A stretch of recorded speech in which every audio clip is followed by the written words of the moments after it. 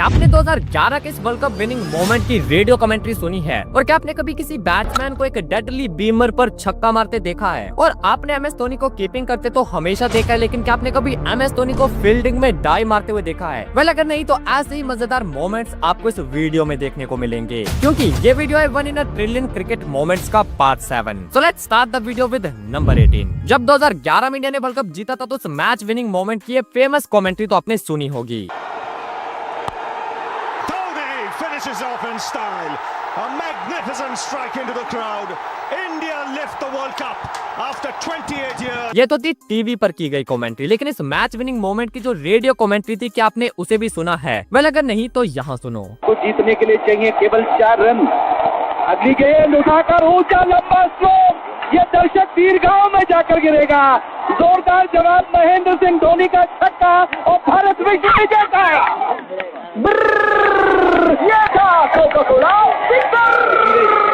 Number 17। आपने देखा होगा कि जब कोई टेस्ट मैच खेला जाता है तो उसमें जो ज्यादातर फील्डर्स होते हैं वो स्लिप्स में खड़े होते हैं, लेकिन फिर भी अब वहाँ 3, 4 या ज्यादा से ज्यादा 5 खिलाड़ियों को स्लिप्स में देखते होंगे, और गली को ऐड कर दें तो 6 खिलाड़ी। लेकिन क्या आपने कभी कोई ऐसा मैच देखा है जहाँ सारे के सारे फील्डर स्लिप्स में खड़े किए गए हों? वेल, आपने टेस्ट मैच में भी ऐसा होते हुए नहीं देखा होगा, लेकिन मैं आपको एक ODI मैच में ऐसा रेयर इंसिडेंट दिखाता हूँ। 1999 में ऑस्ट्रेलिया और जिम्बाब्वे के बीच एक ODI मैच खेला गया। इस मैच में जब जिम्बाब्वे के 9 खिलाड़ी आउट हो चुके थे, तब ऑस्ट्रेलिया ने आखिरी विकेट के लिए एक अजीबोगरीब फील्ड को सेट कर दिया। इस फील्ड में आप देखोगे कि 9 के 9 खिलाड़ी स्लिप्स में खड़े हो जाते हैं और बाकी पूरा ग्राउंड खाली छोड़ दिया जाता है।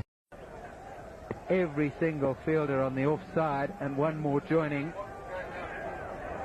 and really that's a mockery, but perhaps expected in the circumstances. Number 16। जो लोग जोनी बेयरस्टो के रनआउट में ऑस्ट्रेलियंस को चीटर मानते हैं, वो एक बार ऑस्ट्रेलिया के इस कारनामे को भी देख लो। ये क्लिप एक काफी पुराने टेस्ट मैच की है, जहां आप इस ऑस्ट्रेलियन विकेट कीपर की मूवमेंट को देखो। जब बॉलर बॉल डालने के लिए आ रहा था तो उसी के साथ ऑस्ट्रेलियन विकेट कीपर भी अपनी जगह से चलकर विकेट के पीछे आ जाता है, और ऐसा उसने बैट्समैन को स्टंप आउट करने के लिए किया था। बट लकीली इसके हाथ में बॉल नहीं फंसता और बैट्समैन सेव बच जाता है। अब ये तो सरासर चीटिंग है, क्योंकि बॉल डालने से पहले कोई भी फील्डर अपनी जगह नहीं बदल सकता, लेकिन यहाँ तो ये विकेट कीपर कहां से कहां पहुंच गया था। What's going on? My goodness, the Australians running in all directions there. They were looking for a stumping down the leg side, and that's because he's standing right out of his crease. Number 15। अगर हम cricket में डाली जाने वाली सबसे deadliest ball देखें तो वो होती है एक बीमर, क्योंकि बीमर एक ऐसी बॉल है जिस पर खिलाड़ी हमेशा इंजर्ड होते हुए नजर आते हैं, और ये इतनी डेडलीस्ट बॉल है कि इसे टोटली बैन किया गया है। और अगर कोई गेंदबाज एक मैच में गलती से भी 2 बीमर्स डालता है तो उसे पूरे मैच में ओवर डालने के लिए बैन कर दिया जाता है। लेकिन भाई द एलियन AB डिविलियर्स एक ऐसे बैट्समैन थे जिन्होंने एक डेडलीस्ट बीमर को भी न सिर्फ छक्के के लिए मारा, बल्कि स्टेडियम के बाहर टपा दिया था। IPL के इस मैच में मोहम्मद शमी के हाथ से बॉल छूट जाती है और वो एक डेडलीस्ट बीमर बन जाती है। ये बीमर सीधा डिविलियर्स के सर की तरफ आ रही थी, लेकिन एलियन AB ने इस डेडलीस्ट बीमर को भी स्टेडियम के बाहर पहुंचा दिया था।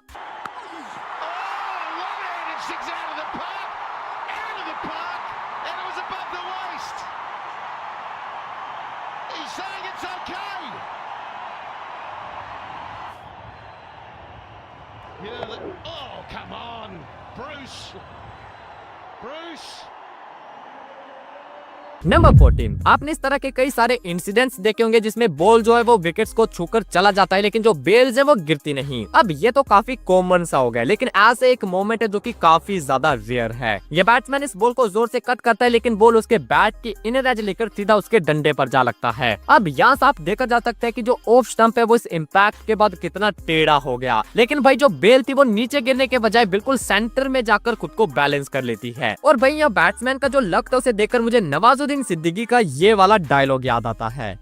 मौत को छू के टक से वापस आ सकता हूँ। Would you believe that? Would you believe that we are still waiting? Oh, what a visual! Look at that! ये देखना होगा कि थर्ड एम्पायर जो है वो क्या कहता है गुरुजी, आज तो 2-4 क्या दुनिया भर में जितनी लॉटरी टिकट है ना, चिराग गांधी खरीद लीजिएगा ऑनलाइन जाके। नंबर 13, भाई जब क्रिकेट फील्ड पर बात सेलिब्रेशन की आती है तो उस मामले में वेस्ट इंडियंस को कोई भी पीछे नहीं छोड़ सकता, क्योंकि वेस्ट इंडियन प्लेयर्स हमेशा कोई यूनिक सा और कोई एक्साइटिंग सा सेलिब्रेशन लेकर आते हैं। अब जैसे कि यहाँ देखो, पाकिस्तान और वेस्ट इंडीज के टेस्ट मैच में वेस्ट इंडीज के स्पिन बॉलर केविन सिंक्लेयर ने शान मसूद को एलबीडब्ल्यू आउट कर दिया और फिर इस विकेट के बाद उन्होंने दिखाया कि वेस्ट इंडियन को सबसे बेहतर एथलीट क्यों कहा जाता है, क्योंकि भाई सिंक्लेयर ने इस विकेट को समर सोल्ट मारकर सेलिब्रेट किया था। Close, yes, gone. Sinclair strikes straight away. They'll think about the review.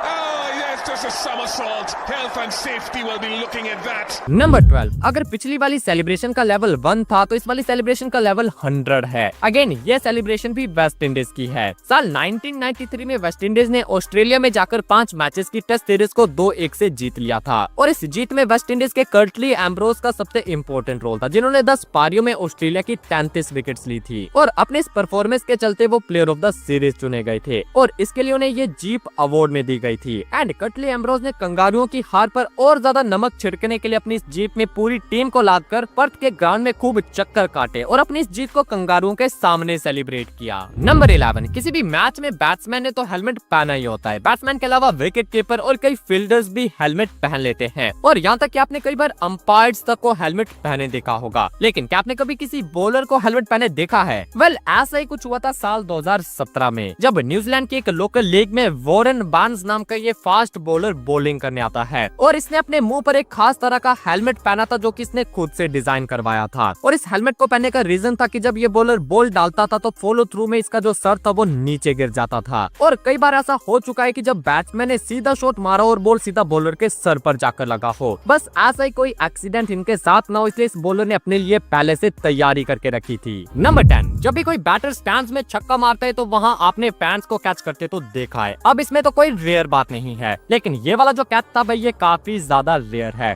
क्योंकि बिग बैश लीग में इस बॉलर का डेब्यू था और इसके डेब्यू पर इसके फादर भी मैच देखने आए थे। अब इस बॉलर की एक बॉल पर बैट्समैन ने छक्का मारा और कोइंसिडेंस देखो कि भाई बॉल को स्टैंड्स में बैठे इस बॉलर के फादर ने कैच किया। Young man on debut, he charged in. It was a lovely pick-up stroke, powerful blow. Seen some great crowd catching today. Look at that. It throws it back. That man there is Liam Haskett's dad. Number 9, भाई जो root ने पाकिस्तान में जाकर उनके against इतने ज्यादा run मारे कि वो अब थक चुके हैं और ऐसा मैं क्यों कह रहा हूँ वो आप इस वीडियो क्लिप को देखने के बाद समझ आओगे। पाकिस्तान के अगेंस्ट इस टेस्ट मैच में जो रूट 50 मारकर खेल रहे थे और तभी वो अपना ओरिजिनल राइट हैंड स्टांस छोड़कर लेफ्ट हैंड से बैटिंग करना शुरू कर देते हैं। I reckon Root's going to bat left-handed here. In fact, yeah. Joe Root is batting left-handed and has been put down. And that is remarkable what I've just seen there. Joe Root hasn't even bothered changing sides. Number 8, Spiderman Rishabh Pant को आपने कई बार ground में गुलाटियां मारते देखा होगा, लेकिन आज मैं आपको एक और ऐसा इंडियन विकेट कीपर दिखाता हूं जो कि ऋषभ पंत की तरह ही कारनामे किया करते थे। ये हैं इंडिया के विकेट कीपर सैयद किरमानी, जो कि 1983 वर्ल्ड कप विनिंग टीम के मेंबर थे और इस वीडियो में आप देखोगे कि किरमानी साहब भी ग्राउंड में ऋषभ पंत की तरह ही कारनामे किया करते थे। इस वीडियो में फील्डर ने विकेट कीपर की तरफ बॉल को फेंका और विकेट कीपर सैयद किरमानी ने हैंड स्टैंड कार्टव्हील करते हुए इस बॉल को पकड़ा।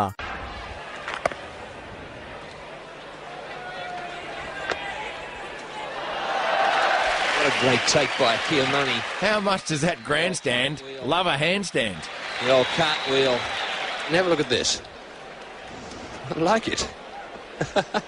नंबर 7, थाला फॉर ए रीजन। और भाई आप सब MS धोनी की फिटनेस के बारे में तो काफी अच्छे से जानते होंगे। धोनी को स्टंप्स के बीच भागते हुए सबसे फास्ट माना जाता था, तभी तो वो सिंगल्स को डबल में और डबल को ट्रिपल में इजीली कन्वर्ट कर लेते थे। और MS धोनी की इसी फिटनेस को एक बार चैलेंज किया था नौजवान हार्दिक पांड्या ने। MS धोनी की एज 36 थी और हार्दिक पांड्या की सिर्फ 24 और हार्दिक ने धोनी को चैलेंज करा एक स्प्रिंट के लिए और इस स्प्रिंट में भी धोनी ने हार्दिक को आसानी से पछाड़ दिया था।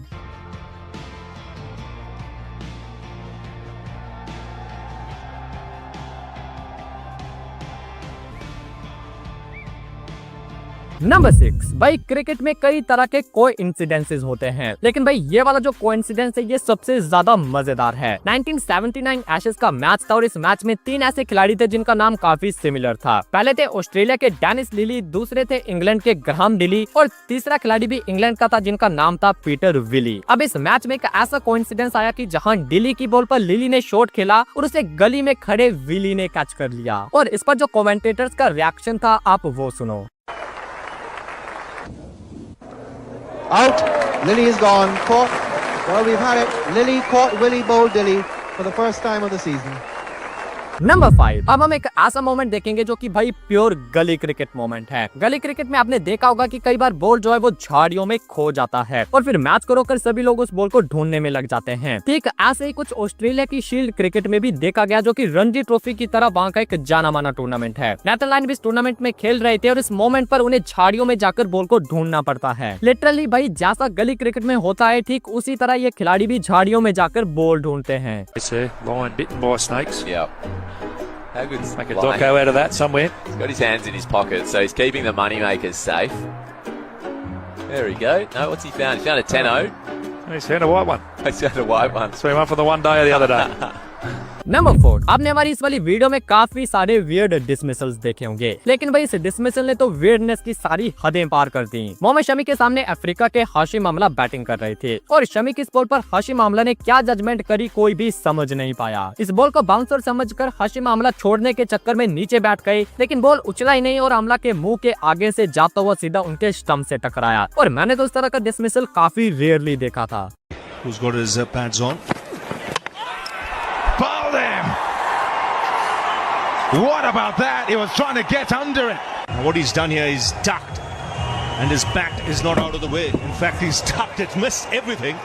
नंबर 3, अक्सर जब भी मूवी या गाने में कोई डांस स्टेप आता है तो उसमें सभी लोगों को अपनी सिंक्रोनाइजेशन के लिए अपने स्टेप्स की टाइमिंग मैच करनी होती है, क्योंकि जब टाइमिंग मैच होती है तभी वो डांस स्टेप क्लीन नजर आता है। अब भाई मैं आपको एक ऐसी वीडियो क्लिप दिखाऊंगा जो कि फ्री स्टाइल सिंक्रोनाइज्ड है, यानी कि आप बिना कोई प्रैक्टिस के ही टाइमिंग मैच हो गई थी। पाकिस्तान और वेस्ट इंडीज का मैच था जिसमें वेस्ट इंडीज के इस बैटर ने ये शॉट खेला और बॉल बाउंड्री की तरफ चला गया। अब बॉल के पीछे पाकिस्तान के 2 खिलाड़ी भागे, एक थे शाहिद अफरीदी और दूसरे थे उमर गुल। और भाई पता नहीं कैसे इस बॉल को पकड़ने के लिए ये दोनों खिलाड़ी एक परफेक्ट टाइमिंग पर स्लाइड करते हैं और इनकी स्लाइड की सिंक्रोनाइजेशन इतनी गजब थी कि भाई आप खुद देख लो।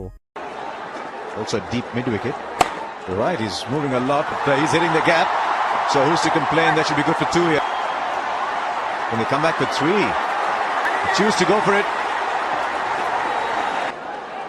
It's come out very positive. Now what's to go? Umar Gul, Shahid Afridi, both go down. No, one of these got to be up for the throw. It's like watching synchronized swimming. Even, I mean, look at the stride. The magic is just stride for stride. Down they go. Number 2, अब हम देखेंगे एक ऐसा moment जो कि भाई rare नहीं बल्कि रेयरेस्ट है। जब से मैच देखना शुरू किया है तब से एम एस धोनी को सिर्फ विकेट कीपिंग करते देखा, लेकिन इस रेयर वीडियो क्लिप में आप एम एस धोनी को एज ए फील्डर देखोगे। ये मैच चैंपियंस लीग का है जो कि 2009 से 2014 तक हर साल खेली जाती थी और इस लीग के एक मैच में धोनी कीपिंग छोड़कर एज ए फील्डर खड़े होते हैं और वो इस बॉल को बाउंड्री पर जाने से रोकने के लिए ये स्लाइड भी मारते हैं। Top edge will land safely. And it's going to be touch and go. Dhoni, the man chasing it. Something you don't see too often, but he's pulled it back into play.